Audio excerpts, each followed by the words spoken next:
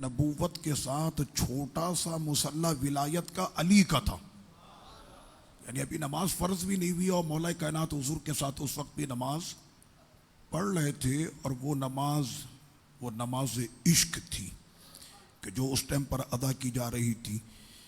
سیدنا مولا کائنات رضی اللہ عنہ بدر کے شہ سوار، یہ بدر کے اندر ولید کو آپ نے فرمایا تھا کہ جس وقت میں عتبہ جو ہے وہ آقا علیہ الصلوۃ والسلام کی جانب گھور کے دیکھنے لگا تو آپ اس کے سامنے آئے اور ایسے ہاتھ کر کے اس کی طرف فرمایا انا الذی امی سمتنی حیدرا.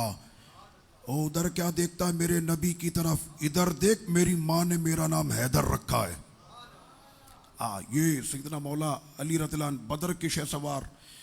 وقت اتنا ہی نہیں کہ ان کی پوری سیرت پر گفتگو کی جائے، میں نے کہا صرف چند ہیڈ لائن اصول برکت کے لیے.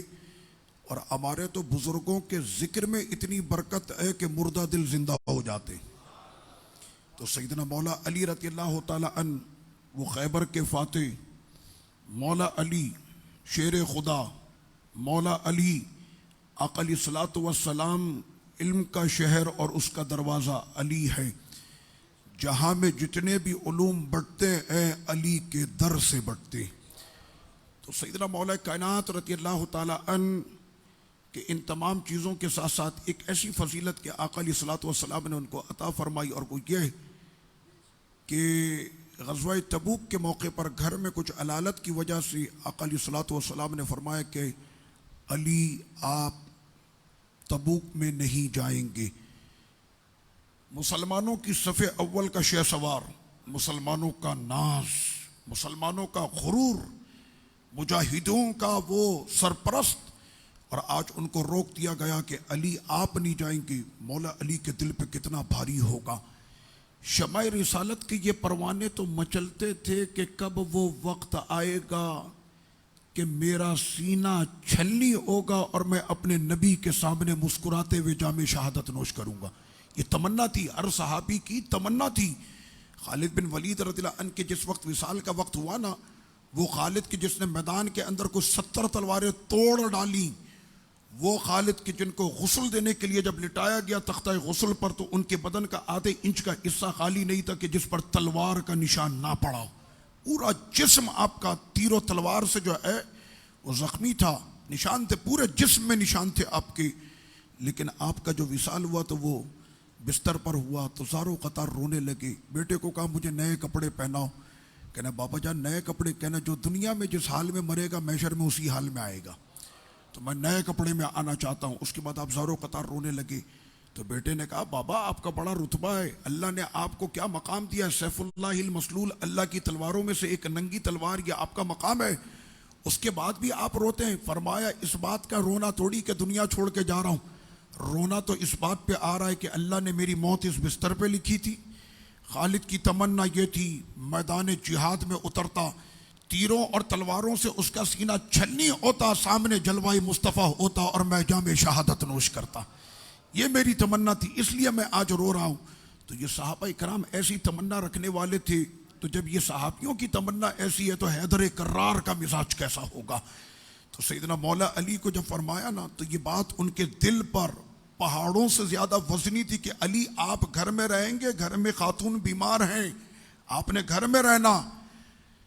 مولا علی رضی اللہ عنہ کے چہرے کے تاثر آقا علیہ السلام کو تو پتہ ہے، اور اس نبی سے کیا چھپ سکے کہ جن کے سامنے دل کے خشوع کی کیفیت بھی پتہ ہو جسے. تو آقا علیہ الصلوۃ والسلام نے جانتے اس وقت مولا علی کو کیا شرف عطا کیا. فرمایا اما ترضا، اے علی راضی ہو جا. پوری دنیا جس نبی کو راضی کرے، اس نبی کا خدا نبی کو راضی کرے. آج وہ نبی علی کو راضی کر رہے تھے. اما ترضا، علی کیا تو اس پہ راضی نہیں؟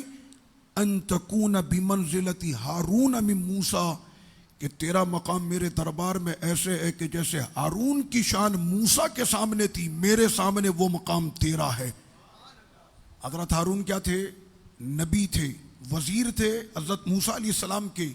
لیکن آقا علیہ السلام نے ساتھ میں یہ بھی فرما دیا وَإِلَّا لَا نَبِيَّ بَعْدِي، لیکن میرے بعد کوئی نبی نہیں ہے. کیا مطلب؟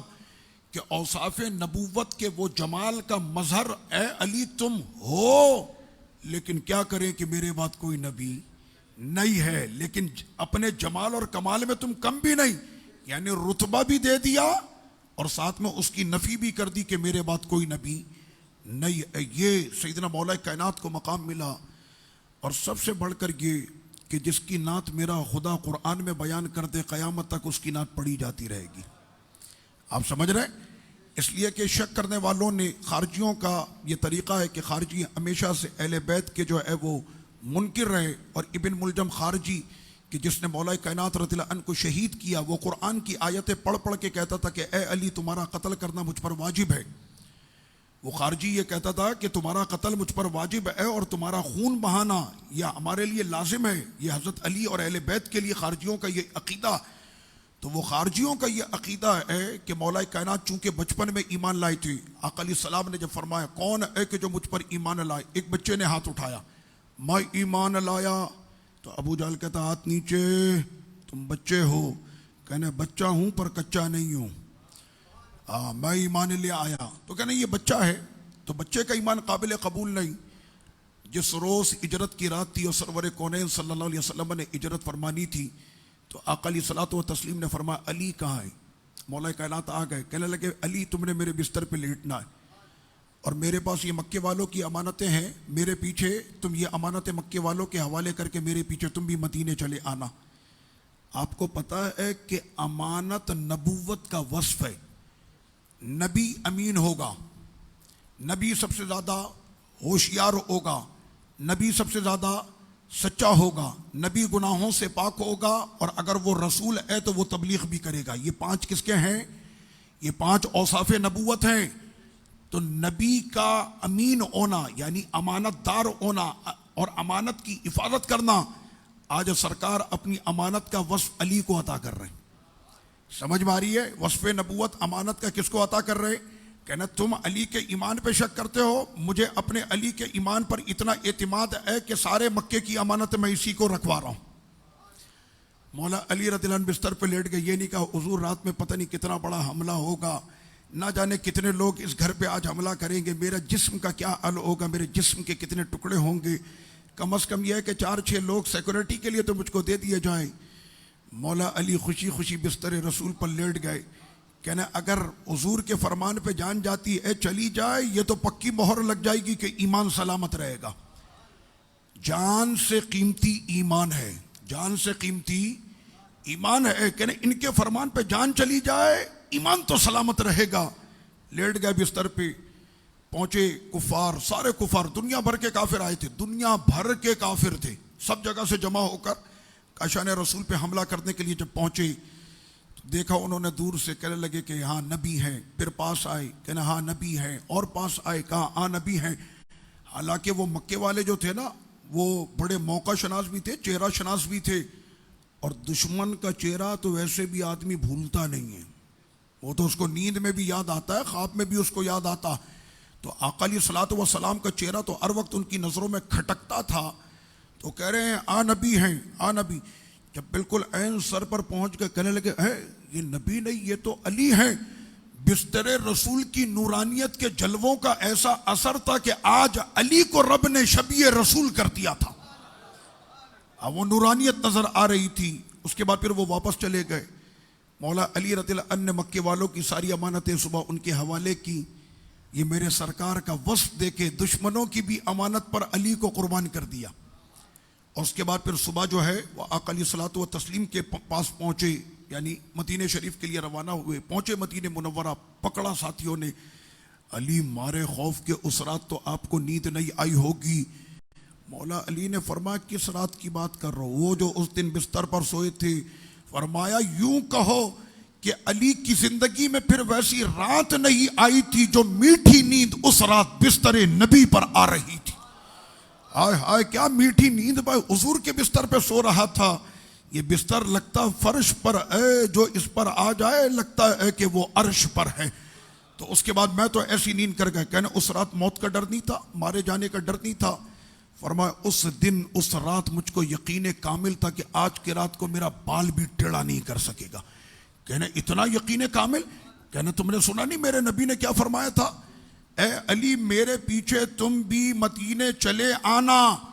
اب علی نے مکے سے مدینے جانا ہی جانا، اس سے پہلے اس کا کوئی بال بھی باقی نہیں کر سکتا. یہ ایمان ہے.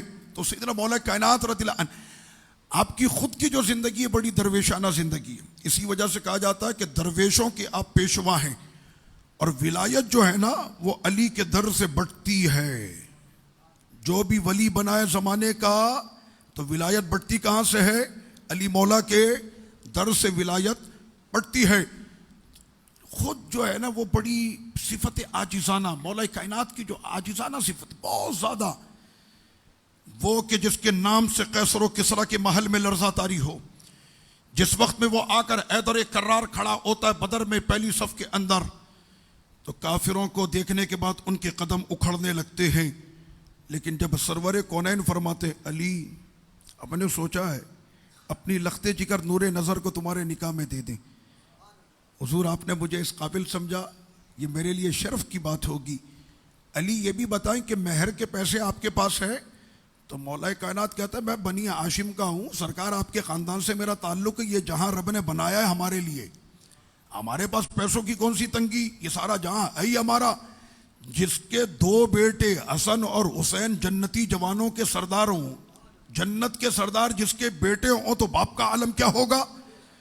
تو کہنے لگے کہ حضور نہیں، مہر کا بندوبست تو نہیں ہے، مہر کے پیسے تو نہیں ہیں. کہنا تم اپنی زرہ فروخت کر دو، مہر کا بندوبست ہو جائے گا. میں نے مشورہ بھی دیا تو سرکار نے اعلیٰ مشورہ دیا.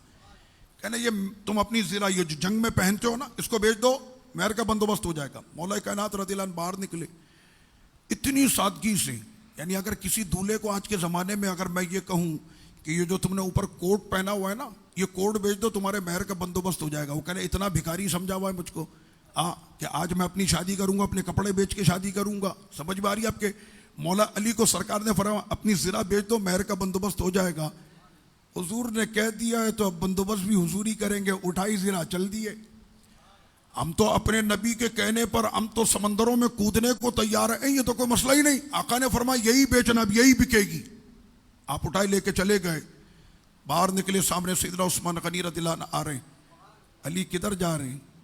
کہنے سرکار نے ایسے میرے نکاح کا بندوبست کیا ہے. قربان ان بزرگوں کی سادگی کے، آئے ہائے کہ جہاں کی سادگی، ان لوگوں کی عاجزی، ان لوگوں کی انکساری. یعنی جب یہ آ کر میدان میں کھڑے ہوں تو ایسا لگے رسول اللہ کے دربار کے ببر شیر آ کر کھڑے ہو گئے. لیکن جب عاجزی میں آئے تو ایسے انکساری کے ساتھ جا رہے. عثمان سرکار نے میرے نکاح کا بندوبست کیا، اپنی شہزادی سے مہر کے لیے نکلا ہوں، یہ بیچوں گا، مہر کی قیمت آئے گی. مجھے بیچو گے؟ آپ ہی خرید لیں. کیا مانگتے ہو؟ 300 درہم مانگتا ہوں. یہ لو 300 درہم، لا دو زرہ میری. یہ عثمان غنی ہے، ان کے لیے 3 لاکھ درہم بھی مسئلہ نہیں تھا. جو حضور کے غلاموں کے سروں پر سونے کے سکے نچھاور کرے اس کے لیے 3 لاکھ درہم. یہ مال کس کا؟ کہنا عثمان کا. یہ کس کا؟ عثمان کا. یہ کس کا؟ عثمان کا. پورے شہر مدینہ میں مال کس کا؟ کہنا عثمان کا. لاک ڈاؤن تو نہیں تھا، قحط پڑی ہوئی تھی مدینہ منورہ میں، قحط تھی. یہودی آئے کہنے لگے عثمان مال خریدنا ہے، بیچنے کے لیے کئی مال نہیں سوائے تیرے پاس ہے. عثمان غنی نے کہا بولی لگاؤ. کہنا 10 کا 14. فرمایا کم ہے. کہنا 15 لے لو. کہنا کم ہے. 16 17 18. وہ قحط سالی کے اندر اتنا بڑا منافع دے رہا ہے، کوئی خریدنے والا نہیں ہے، یہ خریدنے آئے ہیں. کہنا 10 کا 20. 100 گنا منافع. 10 کا 20 دیتے ہو؟ فرمایا یہ بھی کم ہے. کہنا اس سے زیادہ تمہیں کوئی دے گا بھی نہیں. کہنا او یہودیو سنو، سودا تو میرا ہو چکا ہے اور مال بھی میرا فروخت ہو چکا ہے، اور میرے خریدار کے درمیان جو سودا کرانے والا اس نے بتایا ہے کہ 700 گنا منافع یہیں پر ملے گا، اور محشر میں وہ خریدار جتنا بڑھا دے اس کی مرضی پر ہوگا. سودا بازار مصطفیٰ میں ہوا ہے اور خریدار میرا خدا ہے. سمجھ میں آ رہی ہو؟ حضور نے ہمارا یہ سودا کرا دیا ہے. اے بلال مدینے کے فقیروں کا بولو کہ پورے شہر کا سامان لے جائیں. عثمان نے پورا شہر ہی صدقہ کر دیا. اب سمجھ میں آ رہی ہے آپ کے کہ یہ ان بزرگوں کے کارنامے. اس کے بعد پھر کیسے جب آپس میں ملے نا تو ایک ہمارے یہاں بھی ہوتا ہے پیسے والے کا انداز نا، غریب سے ملتے وقت کتنے کا بھائی؟ 300 درہم کا ہے، رکھ یہ 500، چل بے زیرہ بھی رکھ، چل شاباش نکل، سمجھ میں آ رہی ہے؟ تاکہ اپنا بھرم قائم رہے۔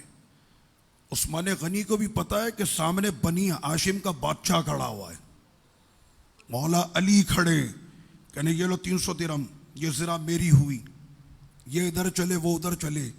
پیچھے سے عثمان غنی نے آواز دی، بڑوں سے ادب سیکھنا چاہیے، ہائے ہائے ہمارے بڑے ادب سکھا گئے۔ پیچھے سے عثمان غنی نے آواز دی، علی یہ 300 درہم تمہارے، یہ زرہ میری، اور تمہارے جیسے بہادر کا بغیر زرہ کے رہنا زیب نہیں دیتا۔ آئے علی تم تو ہمارا ناز ہو، تم ہمارے صف اول کے شہ سوار ہو، او ہمارے تو مجاہدین کا اعتماد ہو، اور تمہارے جیسے کا بغیر زرہ کے رہنا زیب نہیں دیتا۔ درہم تمہارے ہوئے، زرہ میری ہوئی، اور میری طرف سے یہ زرہ شادی کا تحفہ سمجھ کے رکھ لو۔ سمجھ ماری آپ کے شادی کا تحفہ سمجھ کے؟ میں نے کہا جب مشکل کشا آقا نے بھیجا تھا تو ہو گئی مشکل کشائی، زرہ بھی آ گئی، مہر بھی آ گیا۔ تو یہ ہمارے بزرگوں کی سادگی۔ اچھا، ان کی سادگی کے حوالے سے قرآن مجید نے کیا کہا؟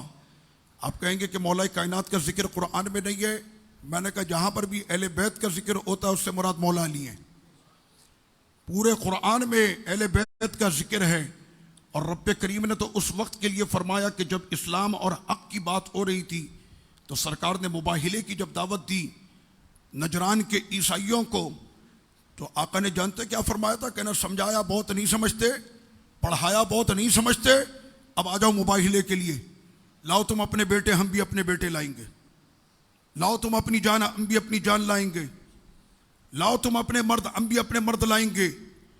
انہوں نے کہا ٹھیک ہے، ہو گیا مناظرہ طے، مباہلہ، مناظرہ نہیں مباہلہ، فیصلہ خدا کی بارگاہ سے ہوگا، کھلے آسمان کے نیچے حلف اٹھایا جائے گا، جو حق پر ہوگا وہ بچے گا، جو ناحق ہوگا مارا جائے گا۔ مباہلے کا دن آیا، آقا علیہ السلام نے ایک ہاتھ میں تھاما مدینے کے شہ سوار سیدنا امام حسن کے ہاتھ کو، اور دوسرے میں آپ نے تھاما کربلا کے فاتح حسین کو، اور پیچھے مولا کائنات اور سیدہ فاطمۃ الزہرا۔ اس لیے بات یہ ہوئی تھی تم اپنے بیٹے لانا، ہم اپنے بیٹے لائیں گے، تم اپنی عورتیں لانا، ہم اپنی عورتیں لائیں گے، تم اپنی جان لانا، ہم اپنی جان لائیں گے۔ تعالوا ندعو ابناءنا وابناءکم ونساءنا ونساءکم وانفسنا وانفسکم۔ جس وقت میں پنجتن پاک کا یہ قافلہ نورانی نجران کے عیسائیوں کے سامنے پہنچا تو ان کا جو سب سے بڑا بگ پادری جو تھا، لارڈ پادری، اس نے دیکھا، کہنے لگا او عیسائیوں تم نے کس قوم کو دعوت دے دی؟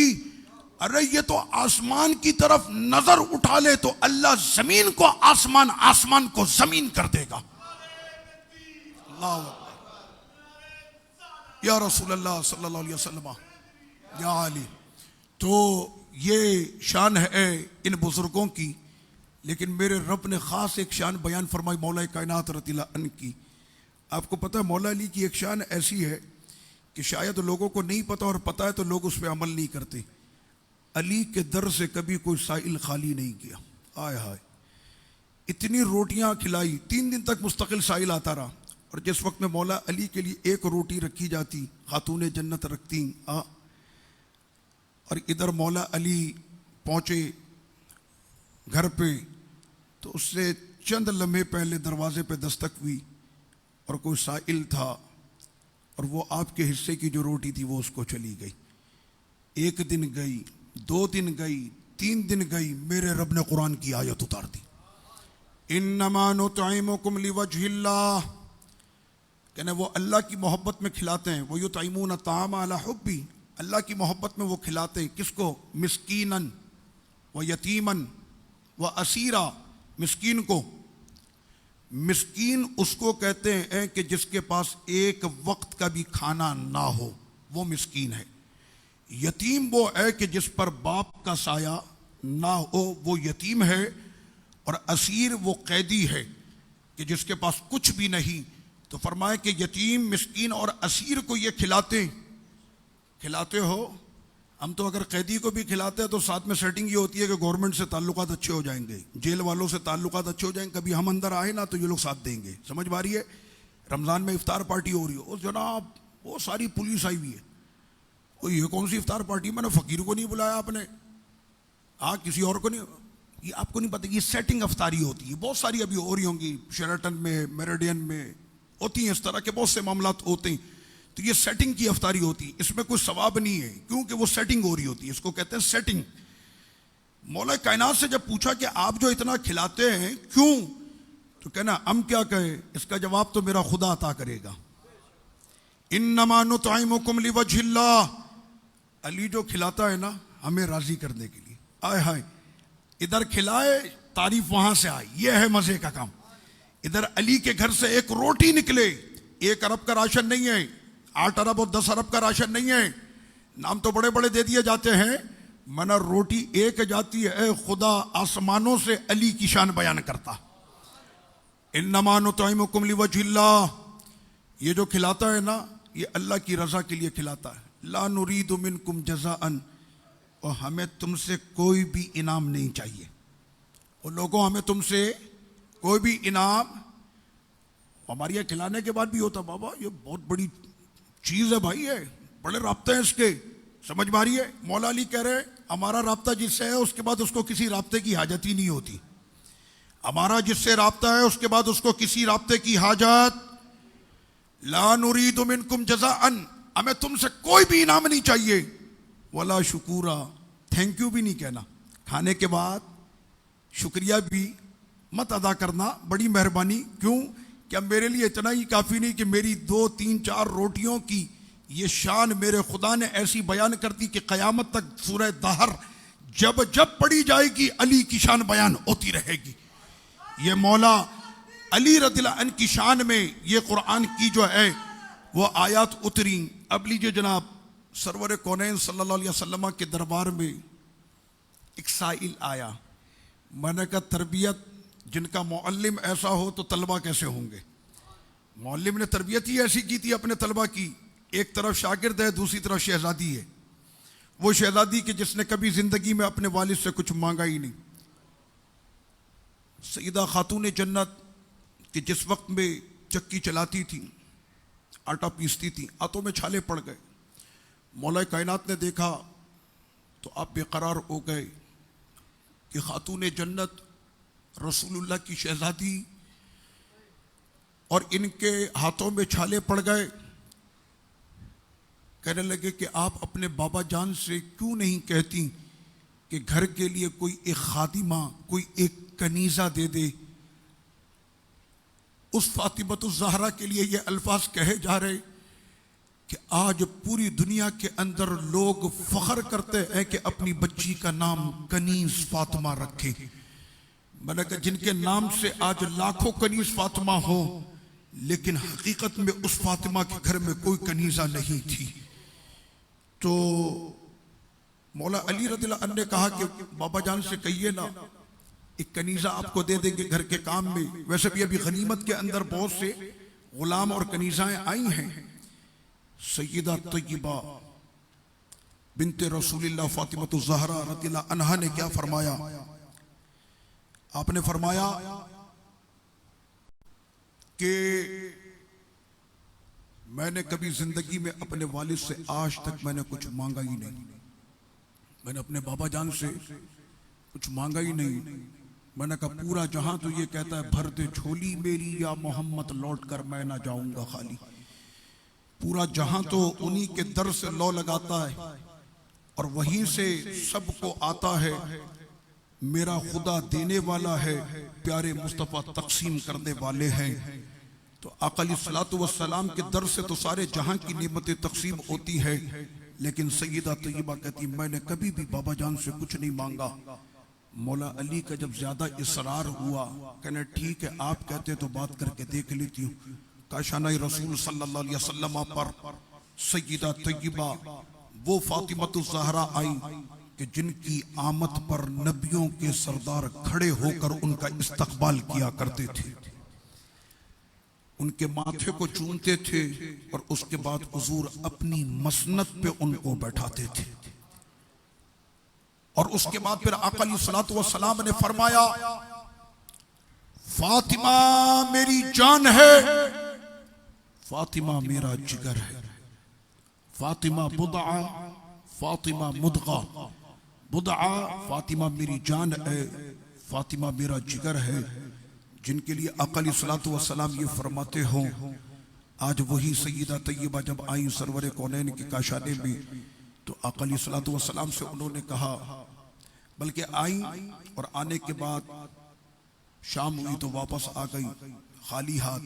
مولا کائنات نے دیکھا تو سمجھ گئے، مسکرایا، کہنا وہ تو در ایسا ہے کہ دل کی بھی سن لی جاتی ہے، یقیناً آپ نے کچھ کہا ہی نہیں، کہنا کبھی بھی نہیں مانگا، آج بھی ہمت نہ ہوئی، ہمت نہ ہوئی، چلیے میرے ساتھ۔ اب دونوں آئے، مولا کائنات نے کہا سرکار دیکھیں نا، ہاتھوں میں جو ہے چھالے پڑ گئے، شہزادی کے چھالے پڑ گئے ہاتھوں میں۔ یہ ہم سب کے لیے تربیت ہے کہ وہ ماں کہ جو اپنے بچے کی تربیت کر رہی ہے، وہ اپنے شوہر کی خدمت کر رہی ہے، وہ چکی پیس رہی ہے، روٹی پکا رہی ہے، گھر کی صفائی کر رہی ہے، اور کوئی یہ نہ سمجھے اسی آنگن میں کربلا کا فاتح حسین بھی پل رہا ہے۔ یہ ماں کی تربیت ہے نا کہ جو کربلا کا کردار انہوں نے ادا کیا تھا۔ تو جب اتنے ساری جو ہے وہ شناخت یہاں پر ہونے کے بعد جب مولا کائنات نے یہ کہا نا تو سرور کونین صلی اللہ علیہ وسلم کی چہرے کا رنگ متغیر ہو گیا اور غصے کے آثار حضور کے چہرے پہ نظر آنے لگے۔ فرمایا یہ غلام اور یہ کنیزہ اور یہ مال غنیمت میرے گھر والوں کے لیے، یہ تم نے کیسے سمجھ لیا؟ فرمایا کہ میں ان غلاموں کو، اس مال کو، ان کو فروخت کیا جائے گا بازار میں، اور جو اس کی قیمت آئے گی میں اپنے ان طلبہ پر خرچ کروں گا جو صفہ کے چبوترے پر مجھ سے قرآن و حدیث کا علم پڑھتے ہیں۔ اب سمجھ میں آئی سرکار نے کیا فرمایا کہ اپنے گھر والوں پر فوقیت دی دین کے طلبہ کو۔ فرمایا یہ میں ان پر خرچ کروں گا کہ جو قرآن و حدیث کا علم پڑھتے ہیں، یہ ان پر خرچ کیا جائے گا۔